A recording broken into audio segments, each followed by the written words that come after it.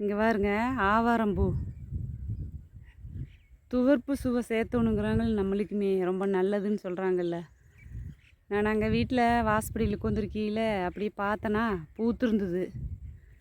போய் இதை பொறிச்சு உணர வச்சு வாரத்தில் ஒரு 2 நாள் ஹெர்பல் டீ மாதிரி போட்டு குடிக்கலான்னு வந்தேன். எப்படி ஃப்ரெஷ்ஷாக இருக்குது பார்த்தீங்களா? சூப்பராக இருக்குதுல்ல.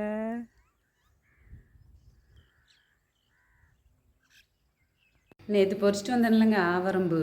அந்த ஆவரம்பூ கஷாயம். இது ஆவரம்பூ டீ, ஆவரம்பூ காப்பின்னு சொல்ல முடியாது. ஆவரம்பூ கஷாயம்.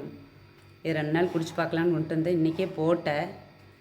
இது உங்களுக்கு தெரியணும், வீடியோவில் தெரியணும் அப்படிங்கிறக்காக கண்ணாடி டம்ளரில் ஊற்றி வச்சேன். இதுக்கு மேலே குடிக்க முடியாது.